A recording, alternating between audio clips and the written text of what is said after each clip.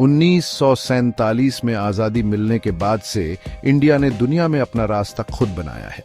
फैसले लेने में स्ट्रैटेजिक ऑटोनॉमी, आत्मनिर्भरता और आजादी के लिए ये प्रतिबद्धता दशकों से इंडियन फॉरेन पॉलिसी का एक मुख्य आधार रही है। ये विरासत जवाहरलाल नेहरू, इंडिया के पहले प्रधानमंत्री तक जाती है, जिन्होंने कहा था, हम दुनिया में अपने तरीके से काम करेंगे।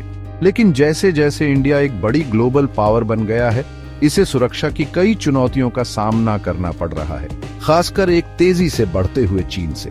इसकी वजह से यूनाइटेड स्टेट्स के साथ डिफेंस रिलेशनशिप और मजबूत हुए हैं, जिसमें एडवांस्ड अमेरिकन हथियार खरीदना भी शामिल है। हालांकि इस पार्टनरशिप के अपने फायदे हैं, ये स्ट्रेटेजिक ऑटोनॉमी के लिए इंडिया की लंबे समय से चली आ रही प्रतिबद्धता पर भी सवाल उठाता है। तो आज हम इसी उलझन को समझने की कोशिश करेंगे। क्या इंडिया यूनाइटेड स्टेट्स के साथ अपने डिफेंस टाइज को मजबूत करते हुए अपनी स्ट्रेटेजिक ऑटोनॉमी बनाए रख सकता है? ये एक ऐसा सवाल है जिसके गहरे इम्प्लीकेशंस हैं, सिर्फ इंडिया के लिए ही नहीं बल्कि इंटरनेशनल ऑर्डर के भविष्य के लिए भी। इंडिया की स्ट्रेटेजिक ऑटोनॉमी की खोज उसके इतिहास में गहरी जड़ें जमाए हुए है। दशकों तक इंडिया ने नॉन अलाइनमेंट की नीति अपनाई, सुपर पावर्स के बीच कोल्ड वॉर की लड़ाई में शामिल होने से इनकार कर दिया।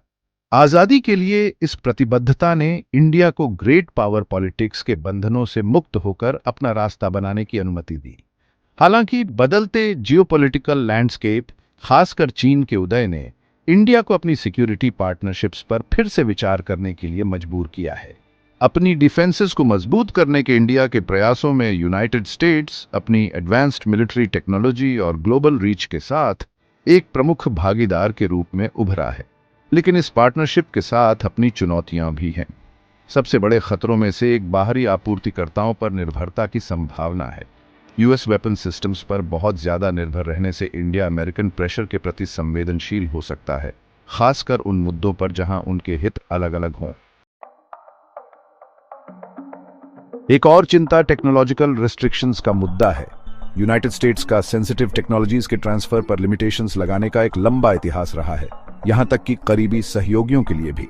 जबकि इंडिया कटिंग एज वेपनरी तक पहुंच चाहता है, वह अपनी इंडिजिनस डिफेंस इंडस्ट्री को विकसित करने का भी इच्छुक है, जो उसकी स्ट्रैटेजिक ऑटोनॉमी का एक प्रमुख स्तंभ है। इन प्रतिस्पर्धी उद्देश्यों को संतुलित करना एक नाजुक काम है। इंडिया अमेरिकन टेक्नोलॉजी पर बहुत ज्यादा निर्भर हुए बिना यूएस से एडवांस्ड कैपेबिलिटीज हासिल करना चाहता है। इसका मतलब है कि टेक्नोलॉजी ट्रांसफर एग्रीमेंट्स पर बातचीत करना जो इंडिया को अपना डिफेंस इंडस्ट्रियल बेस बनाने की अनुमति दे, न कि केवल अमेरिकन आर्म्स एक्सपोर्ट्स के लिए एक बाजार बन जाए। यह एक जटिल समीकरण है जिसका कोई आसान जवाब नहीं है। इंडिया को डिफेंस प्रोडक्शन में आत्मनिर्भरता के दीर्घकालिक लक्ष्य के मुकाबले एडवांस्ड वेपनरी प्राप्त करने के अल्पकालिक लाभों को तौलना होगा। इस कॉम्प्लेक्सिटी में अमेरिकन फॉरेन पॉलिसी की अप्रत्याशित प्रकृति को भी जोड़ा जा सकता है। यूनाइटेड स्टेट्स का पॉलिसी शिफ्ट्स और सैंक्शंस का इतिहास रहा है, जो अक्सर घरेलू राजनीतिक विचारों से प्रेरित होता है। यह अप्रत्याशितता उन देशों के लिए अनिश्चितता पैदा कर सकती है जो अमेरिकन सिक्योरिटी गारंटीज पर बहुत अधिक निर्भर हैं। इंडिया इस चुनौती से अच्छी तरह वाकिफ है। Countering America's adversaries through sanctions act या CAATSA, जो उन देशों पर सैंक्शंस लगाता है जो रूस के डिफेंस एंड इंटेलिजेंस सेक्टर्स के साथ महत्वपूर्ण लेन देन करते हैं, एक अच्छा उदाहरण है। यूएस सैंक्शंस के खतरे के बावजूद रूस से S-400 एयर डिफेंस सिस्टम की इंडिया की खरीद अपने राष्ट्रीय सुरक्षा हितों के आधार पर स्वतंत्र निर्णय लेने के उसके दृढ़ संकल्प को रेखांकित करती है। ये प्रकरण उस कठिन रास्ते को उजागर करता है जिस पर इंडिया को चलना होगा। यूएस के साथ संबंधों को मजबूत करते हुए इंडिया अपनी स्ट्रेटेजिक ऑटोनॉमी बनाए रखने और अपने फॉरेन पॉलिसी ऑब्जेक्टिव्स को आगे बढ़ाने के अपने संकल्प का भी संकेत दे रहा है, भले ही वे अमेरिकन प्रेफरेंसेस से अलग हों। चौथा अध्याय, विविधीकरण की शक्ति। तो इंडिया इस जटिल जियोपॉलिटिकल लैंडस्केप को कैसे नेविगेट कर रहा है? एक प्रमुख रणनीति है डाइवर्सिफिकेशन। इंडिया सक्रिय रूप से अपने डिफेंस सप्लायर्स के नेटवर्क को व्यापक बनाने की कोशिश कर रहा है। यूनाइटेड स्टेट्स सहित किसी भी एक देश पर अपनी निर्भरता को कम कर रहा है। इस बहुआयामी दृष्टिकोण ने इंडिया को फ्रांस, इजराइल और यहां तक कि रूस सहित कई देशों से वेपन सिस्टम्स खरीदते देखा है। कैट्सा से जुड़े जोखिमों के बावजूद अपने आर्म्स के स्रोतों में विविधता लाकर इंडिया का लक्ष्य अपने स्ट्रेटेजिक फ्लेक्सिबिलिटी को बनाए रखना और किसी एक साथी पर अत्यधिक निर्भर होने से बचना है।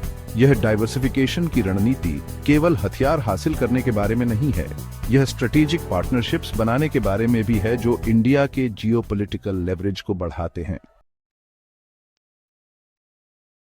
5वां अध्याय, स्वदेशी शक्ति का उदय।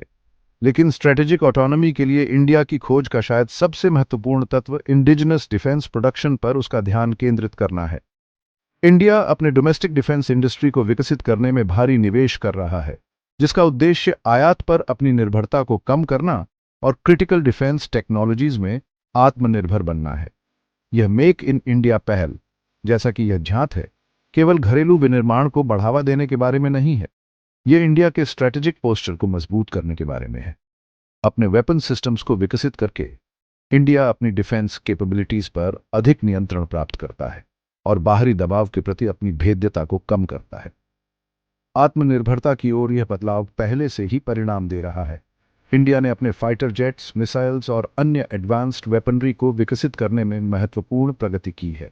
जबकि इंडिया को अभी भी कुछ हाई एंड टेक्नोलॉजीज का आयात करने की आवश्यकता हो सकती है, उसका दीर्घकालिक लक्ष्य एक प्रमुख डिफेंस एक्सपोर्टर बनना है, जो इंडो पैसिफिक क्षेत्र और उसके बाहर अपने सहयोगियों को हथियारों की आपूर्ति करता है।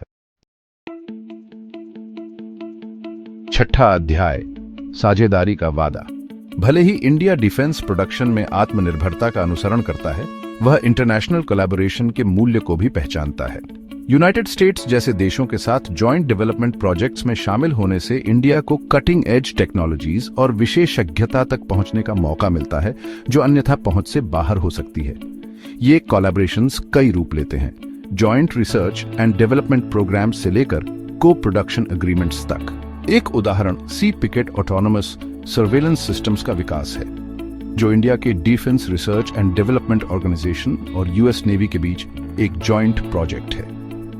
ये पार्टनरशिप्स इंडिया को प्रमुख भागीदारों के साथ घनिष्ठ संबंधों को बढ़ावा देते हुए एडवांस्ड कैपेबिलिटीज हासिल करने की अनुमति देते हैं। हालांकि इंडिया क्रिटिकल टेक्नोलॉजीज पर नियंत्रण बनाए रखने और यह सुनिश्चित करने के बारे में सतर्क रहता है कि ये कोलैबोरेशंस उसकी स्ट्रेटेजिक ऑटोनॉमी को कमजोर न करें। एक नाजुक डांस, इंडिया का आगे का रास्ता। स्ट्रेटेजिक ऑटोनॉमी के लिए इंडिया की खोज एक जटिल और विकसित होता प्रयास है। बदलती पावर डायनामिक्स और बढ़ती सुरक्षा चुनौतियों की दुनिया में इंडिया एक नाजुक संतुलन बनाने की कोशिश कर रहा है। इसका उद्देश्य यूनाइटेड स्टेट्स जैसे देशों के साथ पार्टनरशिप्स के माध्यम से अपनी डिफेंस कैपेबिलिटीज को मजबूत करना है, साथ ही अपनी आज़ादी और कार्रवाई की स्वतंत्रता की रक्षा करना है। आगे का रास्ता चुनौतियों से भरा है। इंडिया को बाहरी आपूर्तिकर्ताओं पर निर्भरता, टेक्नोलॉजिकल रिस्ट्रिक्शंस और अमेरिकन फॉरेन पॉलिसी की अप्रत्याशित प्रकृति के जोखिमों से निपटने की आवश्यकता होगी। फिर भी अपने आर्म्स के स्रोतों में विविधता लाकर, इंडिजिनस डिफेंस प्रोडक्शन में निवेश करके और सावधानीपूर्वक कैलिब्रेटेड इंटरनेशनल कोलैबोरेशंस में शामिल होकर इंडिया एक ऐसा रास्ता बना रहा है जो बढ़ती अनिश्चित दुनिया में अपनी स्ट्रेटेजिक ऑटोनॉमी को बनाए रखना चाहता है। आने वाले वर्षों में इंडिया जो फैसले लेगा, उसके न केवल देश के लिए बल्कि व्यापक क्षेत्रीय और वैश्विक सुरक्षा ढांचे के लिए भी गहरे इंप्लीकेशंस होंगे। जैसे जैसे इंडिया एक प्रमुख शक्ति के रूप में अपना उदय जारी रखता है, स्ट्रेटेजिक ऑटोनॉमी के प्रति उसकी प्रतिबद्धता उसकी फॉरेन पॉलिसी की एक परिभाषित विशेषता बनी रहेगी, जो दुनिया के साथ उसकी बातचीत और वैश्विक मंच पर उसकी जगह को आकार देगी।